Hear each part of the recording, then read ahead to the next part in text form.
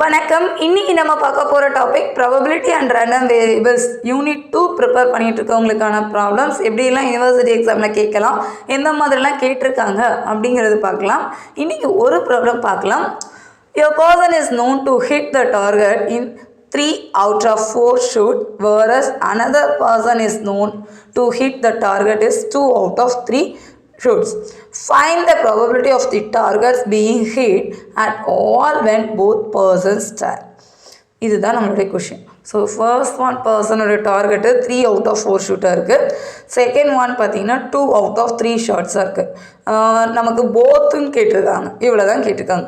So இந்த மாதிரி நமக்கு ஒரு ஃப்ராக்ஷனில் கொடுத்து போத் வேல்யூ கேட்டால் மியூச்சுவலாக இருக்கா இல்லையான்னு செக் பண்ணிவிட்டு எழுதணும். அவ்வளோதான் ப்ராப்ளம். இப்போ இந்த ப்ராப்ளத்துக்கான சொல்யூஷன் பார்க்கலாம். First we write the given data. Given the probability that the first person hits the target, அவங்க ஃபர்ஸ்ட் பர்சனை ஏன்னு எடுத்துக்கலாம். ஸோ அப்போ P of A equivalent to 3/4. The probability that the second person hits the target, P of B equivalent to second person என்ற data நமக்கு என்ன கொடுத்துருக்காங்க, 2 out of 3, that is 2/3. இதை மட்டும் கோட் பண்ணிக்கலாம். The two events are not mutually exclusive. இது ரெண்டுமே mutually exclusive இல்லை.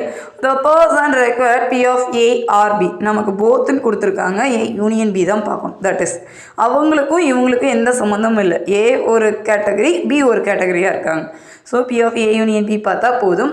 P of A union B equivalent to P of A plus P of B minus P of A intersection B. Formula already நம்ம நிறைய ப்ராப்ளத்தில் பார்த்துருக்கோம், எழுதிக்கலாம். P of A first பர்சனோட target, P of B second பர்சனோட target, P of A intersection B. இந்த problem mutually exclusive இல்லைங்கிறப்ப P of A into P of B நம்ம ஸ்ப்ளிட் அவுட் பண்ணிக்கலாம். So P of A into P of B. ஒருவேளை ரெண்டு பேர் கம்பைண்டாக நடக்கிறாங்கன்னா intersection value ஒன்று ப்ராப்ளத்தில் டேரெக்டாக கொடுத்துருப்பாங்க, இல்லை நம்ம ஐடென்டிஃபை பண்ணுற மாதிரி இருக்கும். So P of A intersection B யோட வேல்யூ என்ன, அவ்வளோதான். எல்லாத்தையும் அப்ளை பண்ணுங்கள். இதுக்கு எல்சிஎம் பார்க்கலாம். இது மல்டிப்ளிகேஷன் ஒர்க் அவுட் பண்ணிவிட்டு ரெடியூஸ் பண்ணணும். ஸோ ரெடியூஸ் பண்ண நம்மளுடைய answer 11/12. Therefore, the probability of the targets being hit all when the both person try, ரெண்டு பேருமே தனித்தனியாக ட்ரை பண்ணுறதுக்கான பாசிபிலிட்டிஸ் 11/12. நமக்கு அதை தானே கேட்டிருக்காங்க. The probability of targets being hit at all when both person try, ரெண்டு பேருமே ட்ரை பண்ணுறாங்க அந்த டார்கெட்டை கம்ப்ளீட் பண்ணணுங்கிறதுக்கான பாசிபிலிட்டிஸ் 11/12. இந்த மாதிரி கொஷின்லாம் நமக்கு பார்ட் பி கொஷினில் நிறைய எதிர்பார்க்கலாம். ஸோ கொஷினை ஒரு தடவை ரீட் பண்ணாலே போதும், இந்த பேட்டர்ன் ஈஸியாக முடிஞ்சிடும். ஏன்னா இது எல்லாமே ரெண்டு டேட்டா தான் கொடுத்துருக்காங்க. இதில் பெரிய கேல்குலேஷன்ஸ் வராது, ஃபார்முலாஸும் டெப்த்தாலாம் நம்ம ஒர்க் அவுட் பண்ண மாட்டோம். பேசிக்காக நமக்கு அது எப்படி ஈக்குவேஷன்ஸை ஃபார்ம் பண்ணுறது அண்ட் அது மியூச்சுவலி இல்லை எப்படி ஒர்க் அவுட் பண்ணுறது இதை தெரிஞ்சால் போதும். இந்த பேட்டர்னில் ஈஸியாக ஒர்க் அவுட் பண்ணலாம்.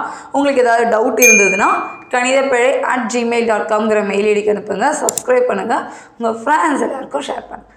நெக்ஸ்ட் ப்ராப்ளம் நெக்ஸ்ட் வீடியோவில் பார்க்கலாம். தேங்க்யூ.